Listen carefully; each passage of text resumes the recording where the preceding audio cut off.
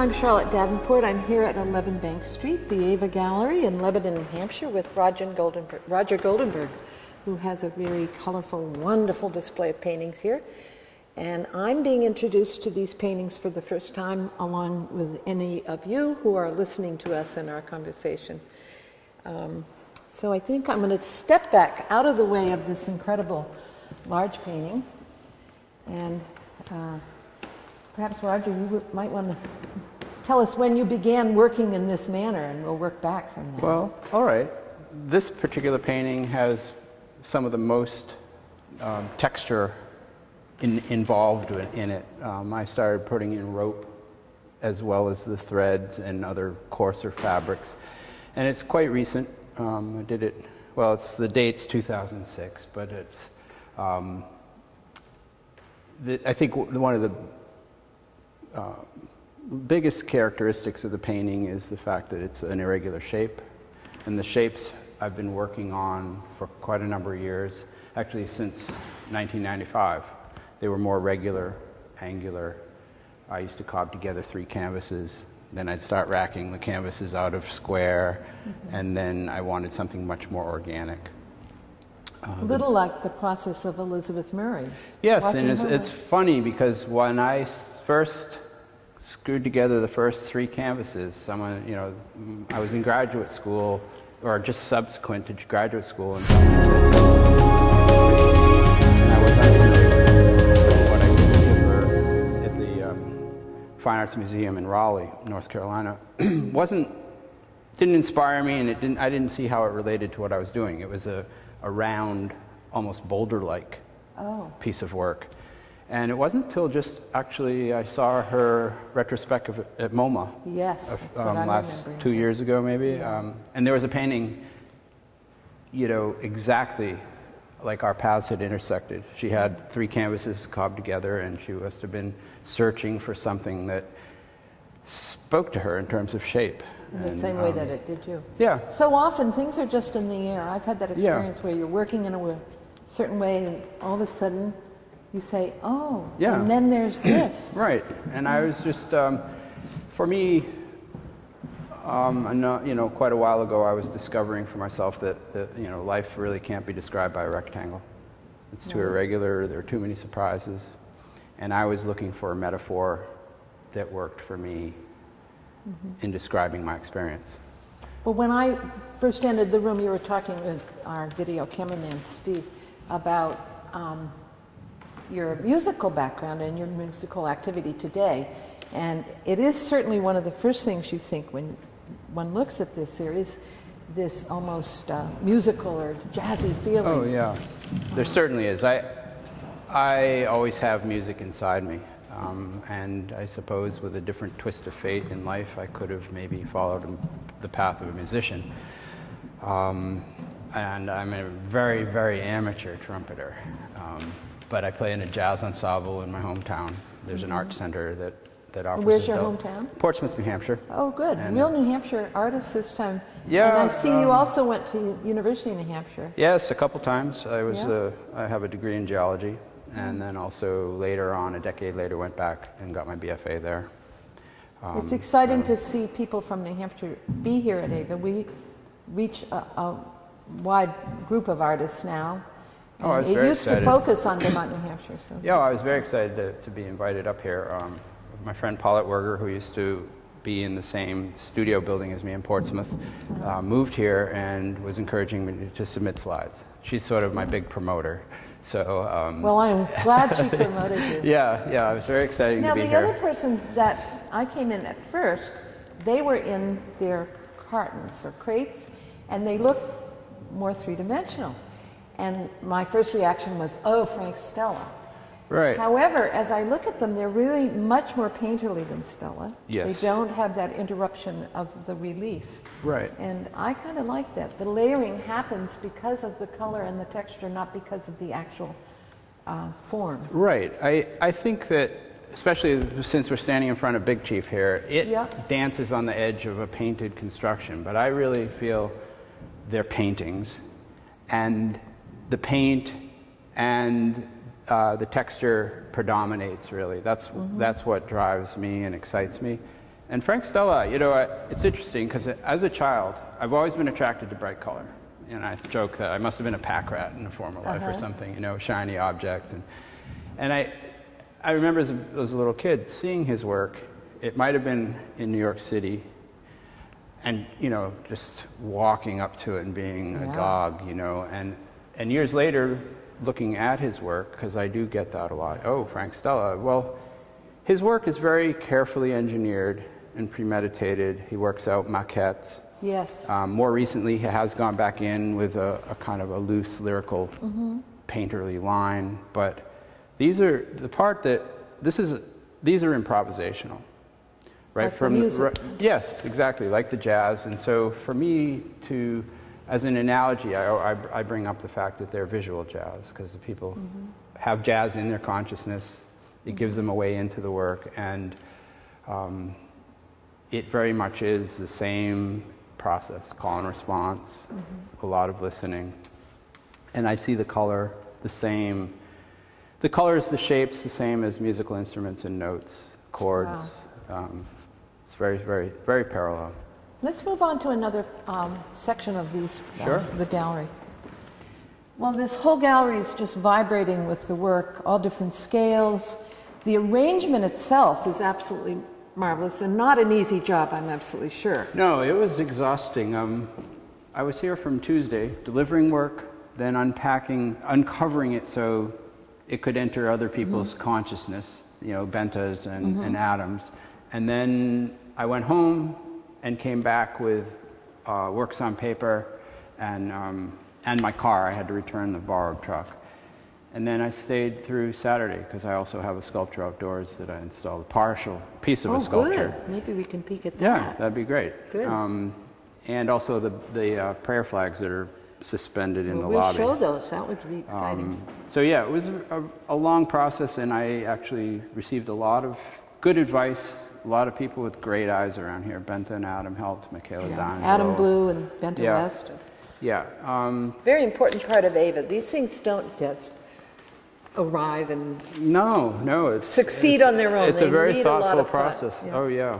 A wonderful space for this work. And Adam always was saying more, and Benta is the voice of reason and calm, and you know, brings her Norwegian aesthetic into it. So it was a great balance. You know? Good. Yeah. That's a good team. Yeah, very good. So let's look at, you said this was a very recent work. Yeah, the paint's still wet. Oh, good. You know, and I've been using a lot of coarser materials, and next to us is a coffee shop that actually roasts their own beans, and so they have this wonderful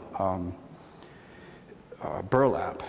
And so I collect some of the burlap, and I started using that, and it has a very coarse weave, and I had some wire mesh laying around in my studio. Some former tenant had left it behind, and it was sitting there, and you know, it related very well to the texture of the fabrics. So I started actually laying it into the gesso as I was building the surface up. When it was just in its plain white form. And what is the actual back form? What is that material? It's canvas, and it's applied to quarter-inch plywood, and there's canvas also on the back to give it strength. Yes, I use epoxy and create a sandwich with canvas front and back. Initially, I start with just a free-form drawing, a big roll of canvas on the floor, and I start drawing, cut that out, epoxy it to the plywood, and then trim it.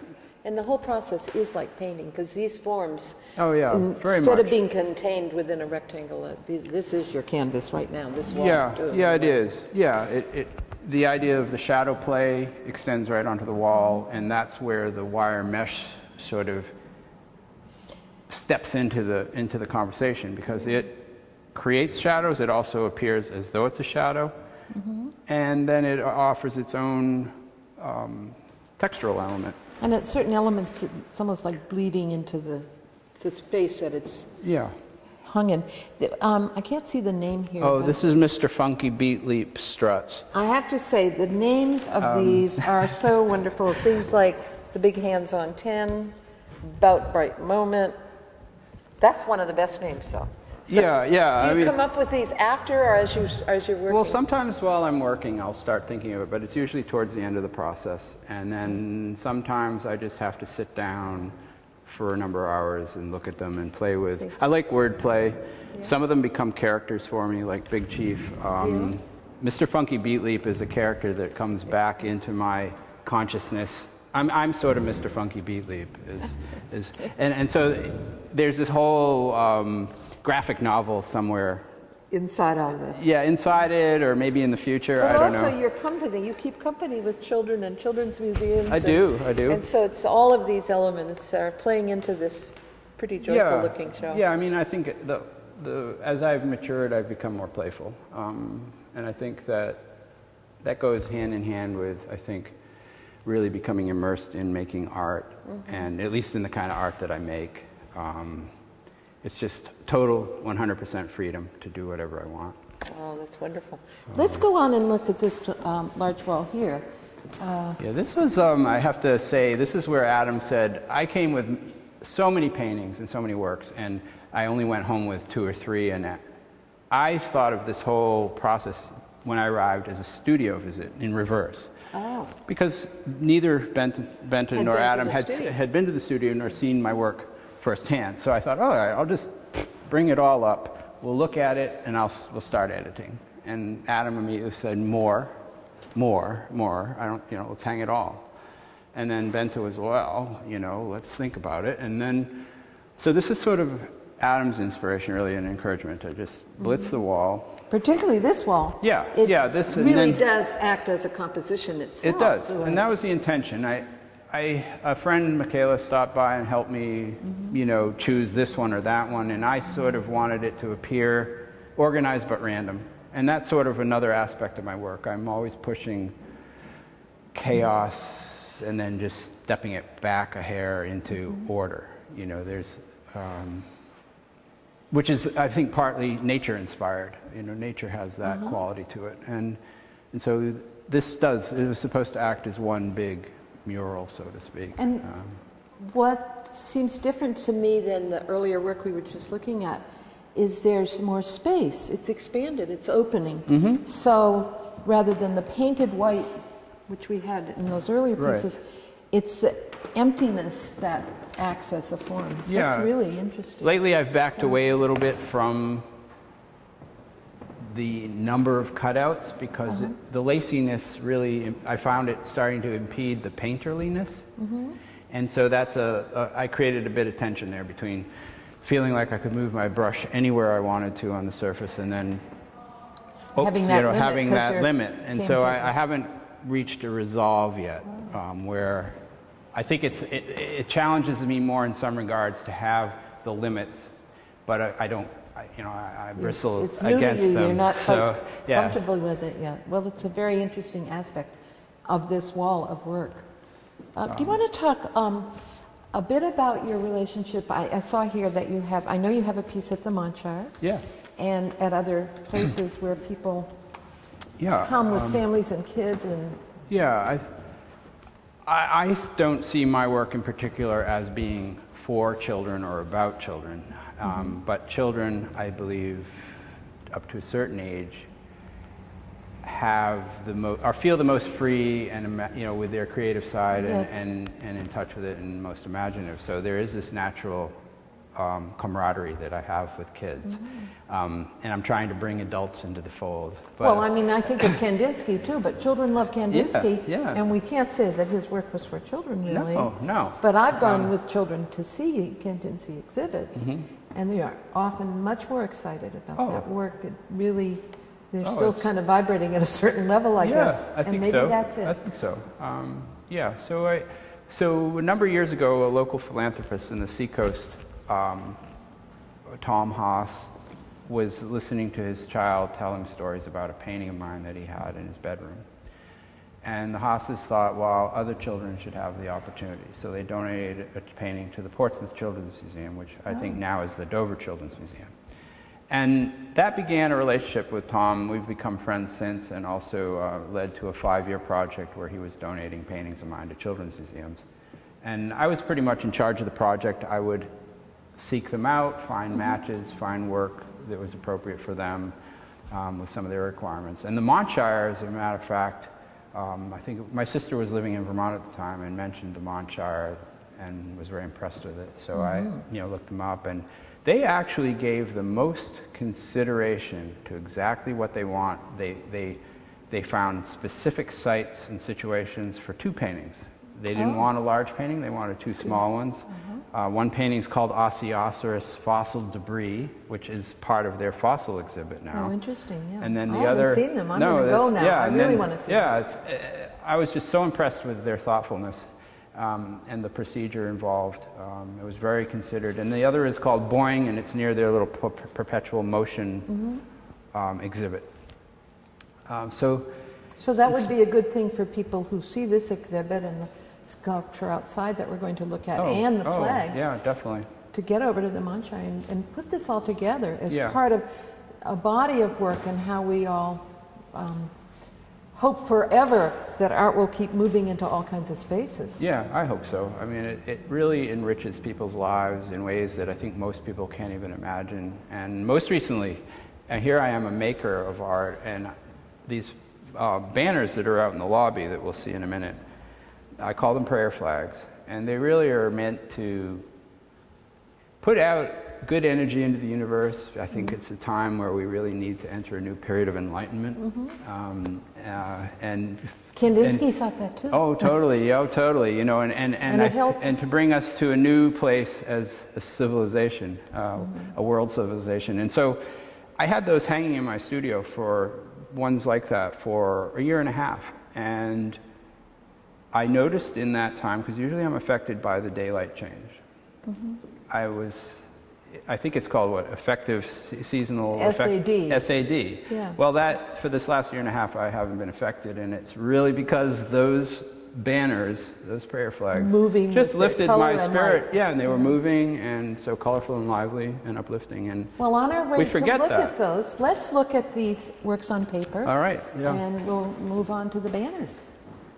Well, one of the many good fortunes I've had is to be able to purchase a press for my studio. I have a printing press, and these pieces, the large sheets on the right and left, push the limit of my press. They're about the size of the printable area, and I broke one of my unwritten rules. I actually worked these on a rectangular sheet of metal, as opposed to the other monotypes, which are actually cut-out shapes. So I actually create an assemblage of cut-out shapes that I paint. And I'll point out, those seem to be under glass. Those are. So the best way for people to see those is to come to AVA Gallery and look at those. Right. Get right up close to them. Yeah, go look where they're beautiful. But we would get reflections, so people need to come to look at those. My work's meant to be looked at right up. Get your nose right to it, and then from across the room, I work at all distances so that it, carries at any distance.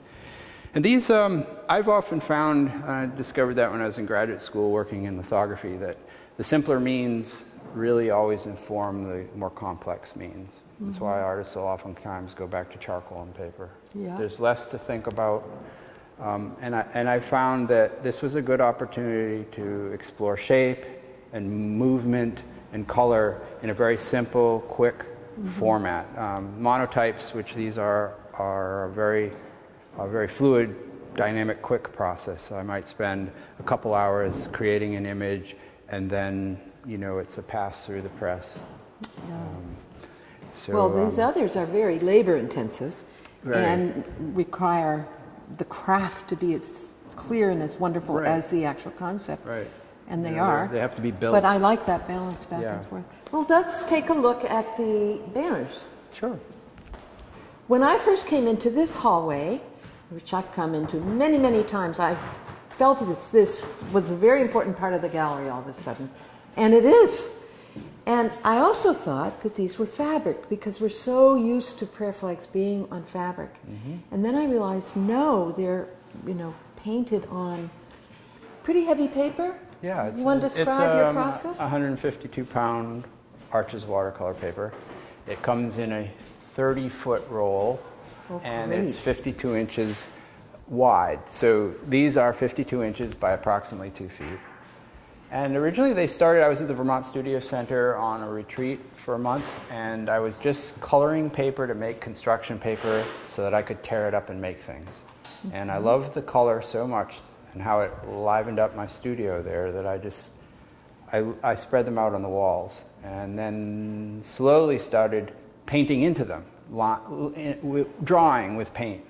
Mm-hmm. And they evolved over a course of a couple years into these more worked and involved images. And I think of them as prayer flags. A friend of mine up there had given me a set of prayer flags that were also hanging in my studio, and I just get a kick out of the idea that prayers are written on these cloth squares, and that the wind moves them, and that the energy of the wind propels the prayer into the universe.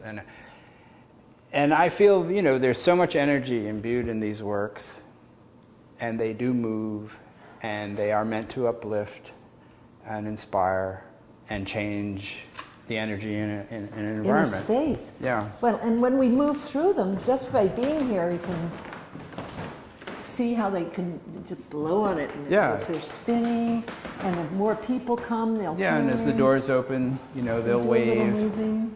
And it's subtle. Oh, I love it. They're back and front. These are really nice, Roger. Thank you. Thanks.